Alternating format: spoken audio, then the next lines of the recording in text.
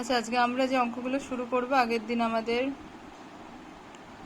3 অবধি হয়েছে, আজকে আমরা 5 থেকে করব। দেখ 5-এর অঙ্কগুলো কি বলছে। নিচের সংখ্যাগুলি ক্ষুদ্রতম কোন ধনাত্মক সংখ্যা দিয়ে গুণ করলে গুণফল পূর্ণ ঘন সংখ্যা হবে।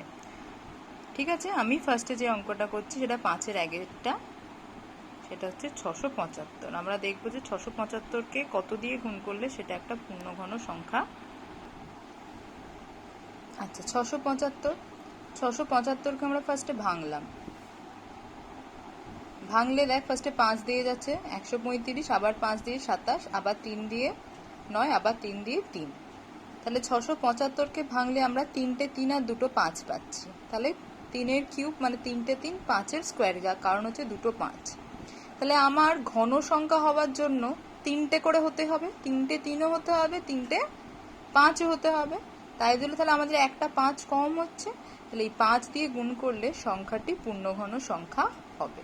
তাহলে আমাদের কত দিয়ে গুণ করতে হবে? এই সংখ্যাটাকে 5 দিয়ে গুণ করলে এটা একটি পূর্ণঘন সংখ্যা হবে। নেক্সট চলে যাচ্ছি 5-এর অঙ্কটা। ওইটারই বলেছে 1225কে কত দিয়ে গুণ করলে সংখ্যাটি একটি পূর্ণঘন সংখ্যা হবে। আবার সেটাকে ভাঙলাম, 5 দিয়ে ভাঙলাম 245, আবার 5 দিয়ে 49, 7 দিয়ে 7। তাহলে আমি 1225কে ভাঙলে 2টো 5 আর 2টো 7 পাচ্ছি, মানে 5-এর স্কোয়ার আর 7-এর স্কোয়ার। কিন্তু পূর্ণ ঘন সংখ্যা হওয়ার জন্য আমার 3টে করে লাগে, যা সংখ্যা থাকবে 3টে করে থাকতে হবে। তাহলে এখানে একটা 5 কম, এখানে একটা 7 কম। তাহলে আমাকে এইটাকে একটা 5 দিয়ে আর একটা 7 দিয়ে, মানে টোটাল 5 × 7 35 দিয়ে গুণ করলে আমার সংখ্যাটা একটা পূর্ণঘন সংখ্যা হবে। নেক্সট চলে যাচ্ছি 6-এর দাগের অঙ্কটা। বলছে নিচের সংখ্যাগুলিকে ক্ষুদ্রতম কোন ধনাত্মক সংখ্যা দিয়ে ভাগ করলে ভাগফল পূর্ণঘন সংখ্যা হবে। 5-এরটাই ছিল কত দিয়ে গুণ করতে হবে, এটাতে হচ্ছে কত দিয়ে ভাগ করতে হবে। তাহলে আমরা ফার্স্টে চলে যাচ্ছি 6-এর 1-এর অঙ্কটায়। দেখ 6-এর 1-এর অঙ্কটায় সংখ্যাটা আছে 7000। আমি 7000কে ভাঙছি। ফার্স্টে 2 দিয়ে ভেঙেছি 3500, আবার 2 দিয়ে 1750, 5 দিয়ে 8075, 5 দিয়ে 175, আবার 5 দিয়ে ভাগ করলাম 7। তাহলে আমি কি করছি, 7000টাকে ভেঙে পাচ্ছি 3টে 2, 3টে 5, 7। তাহলে 2-এর কিউব 3টে 2, 5-এর কিউব 3টে 5, আর 7 একা পড়ে আছে। তাহলে এই 7টাকে যদি আমি বাদ দিতে পারি তাহলে আমার কিউব মানে 3টে 3টে করে চলে আসছে। তাহলে এই 7000টাকে যদি আমি 7 দিয়ে ভাগ করতে পারি তাহলে যে সংখ্যাটা আমরা পাবো সেটা হচ্ছে পূর্ণঘন সংখ্যা, কারণ 7টা এখানে একা বসে আছে। ঠিক আছে, বোঝা গেল? মানে 3টে 3টে যেটা এক্সট্রা পড়ে রইলো সেটা দিয়ে আমাদের ভাগ করলেই সংখ্যাটা পূর্ণঘন সংখ্যা হয়ে যাবে। নেক্সট চলে আসছি 3-এর অঙ্কটায়। 4394। আমি এখানে ভেঙে দেখিয়ে দিয়েছি 4394কে। কি কি পেয়েছি? একটা 2 পেয়েছি আর 3টে 13 পেয়েছি। 3টে 13 মানে 13-র কিউব, আর 2টা এক্সট্রা একা পড়ে আছে,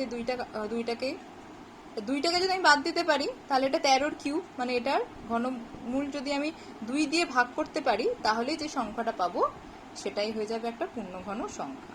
তাহলে আমি 3টে 3টে করে যদি দেখি তাহলে এখানে 13 3টে আছে কিন্তু 2 একটা আছে, 2 দিয়ে ভাগ করলে এটা হয়ে যাবে একটা পূর্ণঘন সংখ্যা। আচ্ছা, নেক্সট হচ্ছে 7-এর অঙ্কটা। 7-এর কি বলেছে?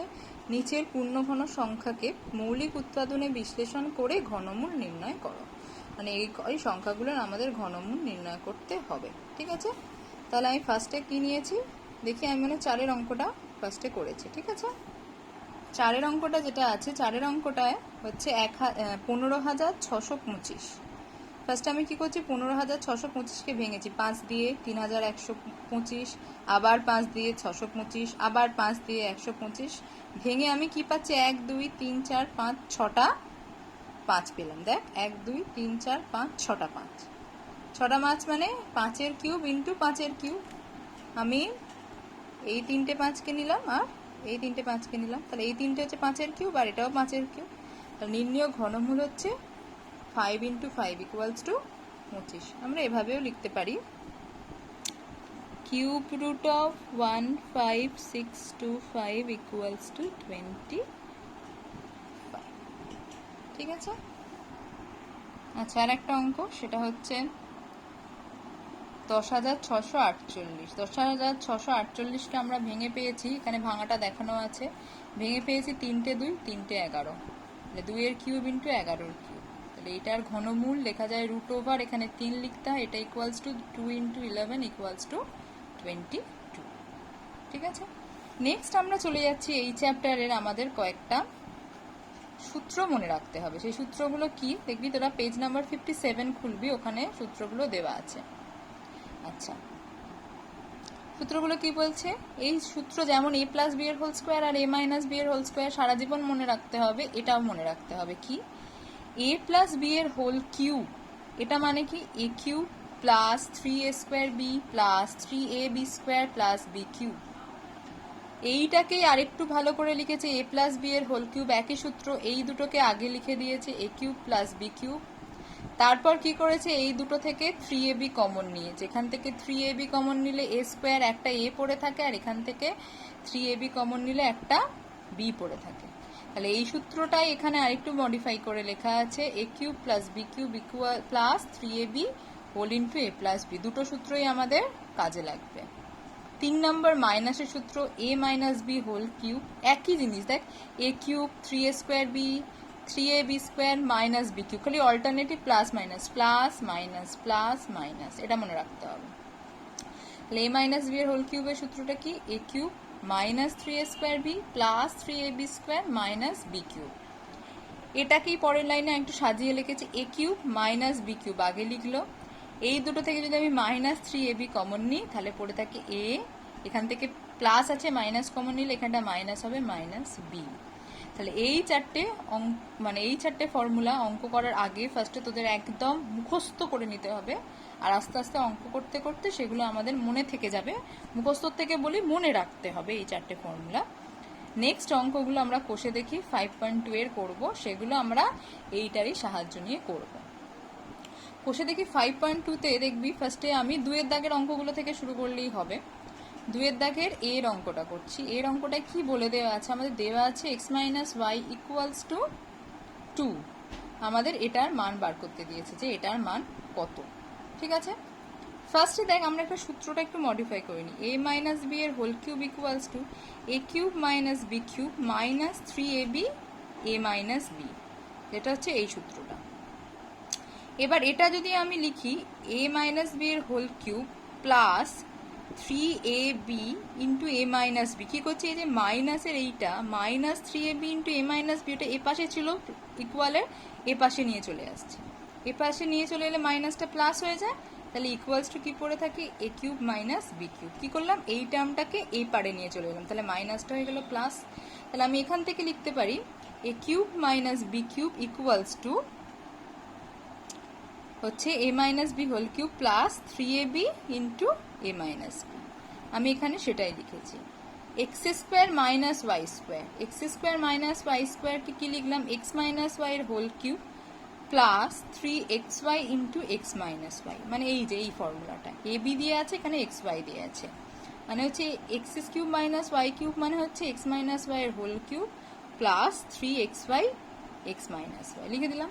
এবার আমাদের দেওয়া আছে X minus Y equals to 2, তাহলে এক্স মাইনাস ওয়াই এর জায়গায় বসিয়ে দিলাম 2 প্লাস 3xyটা আছে এখানে যেমন ছিল, আবার এখানে এক্স মাইনাস ওয়াই এর জায়গায় বসিয়ে দিলাম 2, আর এটা যেমন ছিল এটা সেরাম আছে। তাহলে এবার 2 এর কিউব মানে হচ্ছে 8, 3 দুগুণে 6xy minus 6xy plus 6y minus 6y কেটে গেল, তাহলে এই অ্যান্সারটা হয়ে গেল 8। তাহলে এই অঙ্কে এই যে মান নির্ণয় করতে বলেছিল এটার মান হয়ে গেল 8। আচ্ছা, এরপরে চলে যাচ্ছি এইটারই সি এর অঙ্কটা, খুব ভালো অঙ্ক। কি কি দেওয়া আছে, X minus Y equals to 2 দেওয়া আছে, 1/x plus 1/y equals to 2 দেওয়া আছে, আর আমাকে এক্স কিউব প্লাস ওয়াই কিউবের মানটা বার করতে দিয়েছে। ফার্স্টে কি করছি, 1/x plus 1/y equals to 2, মানে আমি এইটা নিয়ে নিলাম। এখান থেকে দেখ এটাকে যদি লসাগু করি, xy 1/x 1/y, এই দুটো লসাগু হচ্ছে xy, তাহলে এটাকে যদি আমি যোগটা করি এখানে হয়ে যাচ্ছে y plus x equals to 2।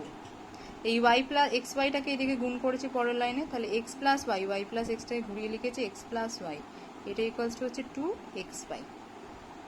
ঠিক আছে, এই 2xy তাহলে এখানে কি হলো, ঘুরিয়ে লিখলাম X plus Y equals to 2xy, সেটা লিখছি 2xy equals to X plus Y, ডান দিকেরটা বাঁ দিকে, বাঁ দিকেরটা ডান দিকে। এবার এক্স প্লাস ওয়াই আমাদের কি দেওয়া আছে, এক্স প্লাস ওয়াই দেওয়া আছে 2, তাহলে এক্স প্লাস ওয়াইয়ের জায়গায় বসে দিলাম 2, তাহলে এক্স ওয়াই ইকুয়ালস টু এই 2টা এইদিকে নামবে, 2/2 ইকুয়ালস টু হয়ে গেল 1। তাহলে আমি দুটো জিনিস পেয়ে গেলাম, X plus Y equals to 2 আর এক্স ওয়াই ইকুয়ালস টু হচ্ছে 1। এবার আমাকে বের করতে দিয়েছে এটা হচ্ছে এক্স, হ্যাঁ, এক্স কিউব প্লাস ওয়াই কিউবের মান। X cube plus Y cube মানে হচ্ছে এক্স প্লাস ওয়াইয়ের whole cube minus 3xy into X plus Y, ঠিক আছে। এবার এক্স প্লাস ওয়াইয়ের মানটা দেওয়া আছে 2 বসিয়ে দিলাম, এক্স ওয়াইয়ের মান 1 আর এক্স প্লাস ওয়াই 2, তাহলে 8 মাইনাস 3 দুগুণে 6 ইকুয়ালস টু হচ্ছে 2। এবার আমি আর একবার একটুখানি ক্লিয়ারলি বলে দিই যে আমাদের ছিল এক্স প্লাস ওয়াইয়ের হোল কিউব, এটা ইকুয়ালস টু ছিল X cube plus Y cube plus 3xy into X plus Y.